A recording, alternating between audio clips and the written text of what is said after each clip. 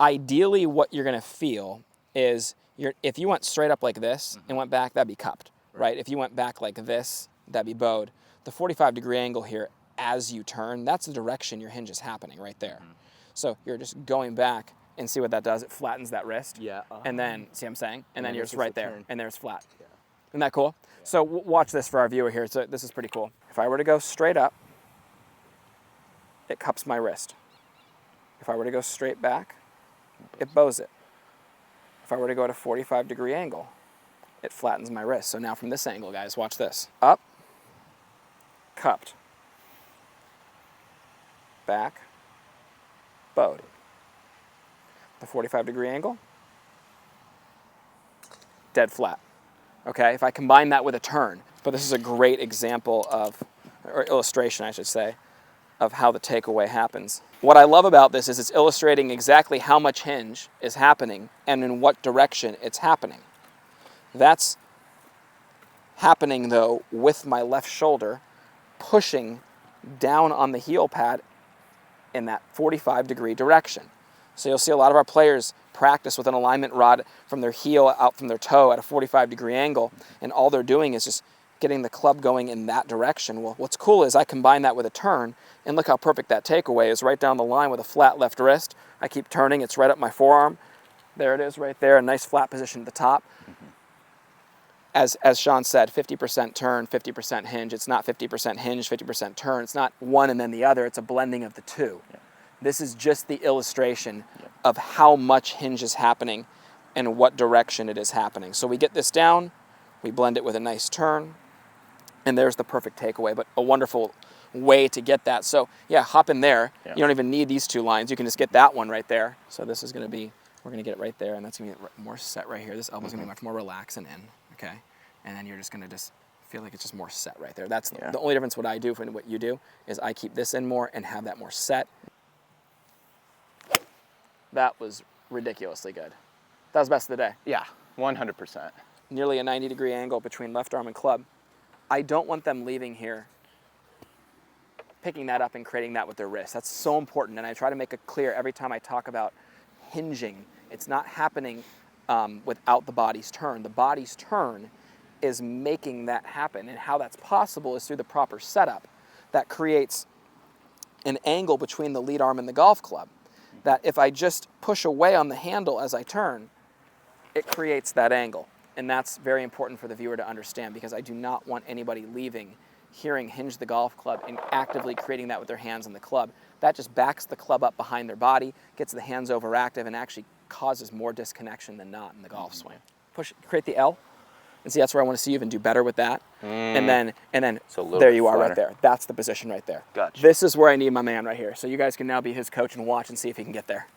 When you set the club the way we preach it, the golfer can really feel an awareness between the club face, their hands, and their body and their mind. They can really feel the golf club face awareness. Yeah.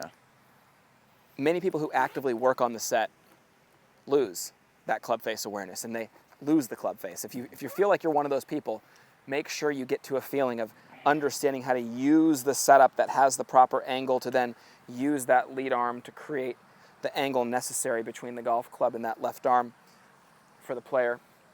You can see as I do that, my hands remain right in front of my body center.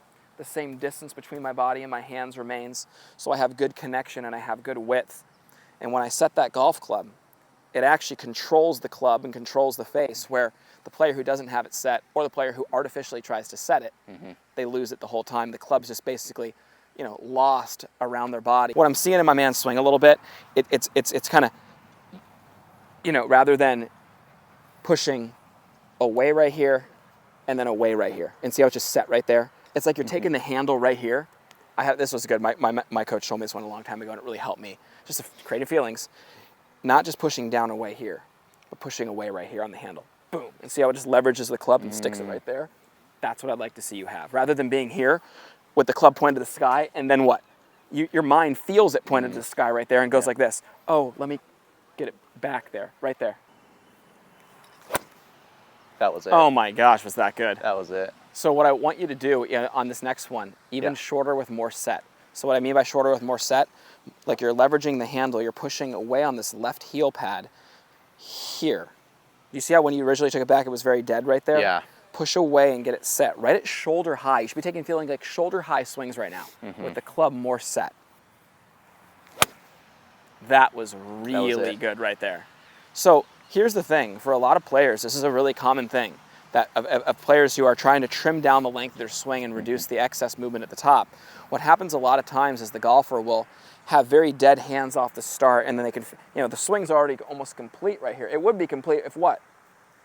If it were there. Yeah, we're completely But the set. problem is it's here, and the golfer feels the head of the club up here, and then they have the need to give it the extra arm swing, which then gets it loose and gets the elbow up in the air. We get in here, we have shoulder with more set, this feeling here. Yeah. And for you in the takeaway, boom, right there. Just L, turn to the top. So if you're doing that drill, the really structured way to do it would be like this. Create the L, turn it. See how short that swing was after I turned it? Yeah. I mean, I literally just went from here with no manipulation, just there. Yeah. Just my body's turn, but just more angle, setting it more this way. Yeah. And I really feel like I'm taking the handle and I'm just pushing it with my left shoulder right there. And pull it right back through. This is what everything that we're trying to work on is this. Setting and being like real stable. Not and those are the ones that are picking up in a way. So literally don't move your left arm. Don't move your left arm. Feel like it stays on the left side of your body. And you're just turning the left side back like this. You see that? Yeah. And I'm not using my wrists at all. I'm just setting that. So I want it to be nice structure, okay? Like really take away all the excess movement. And then I just try to help them understand, hey, listen, your left arm is going to stay on the left side of your body, and you're just going to be turning that left side back. And as you do so, just pushing slightly down the handle, the hinge is happening at the same pace as the body's turn. Yep. And that is where we can really, really get good. Now watch this. A great drill as well, and I have a lot of my guys do this when they're really looking to make a big change right away, is right here. Watch how slow I do this. And I'm talking like, go Uber slow. Uber slow, just to guarantee guarantee you do it right. Has no relevance to how hard I hit it on the downswing. I hit that great through the golf ball. Yeah, that's perfect. And the funny thing about it was just, I'm letting it build up. I equate that to taking a bow and arrow and just pulling it back to maximum tension and then letting it go. What are you hitting there too? It's a little 9-iron. There we go. I got more in me than that the whole time. 100%. Well, it's funny. Well, that's what I was going to tell Don't compare me here. Hold on. Let me get a little.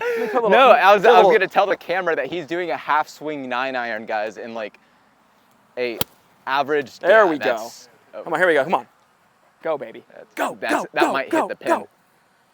Ooh. Hold up. Now I need to get my 9-iron out. Ooh. Feel bad if you don't. You don't have to do this when you come to a lesson with me. But this guy shows up and brings me sushi. I mean, like. You brought Mike last time, yeah, Poro. You're getting sushi today. Mike's getting like this grade A like tuna, and I'm getting like my Philly roll, which I just love so much.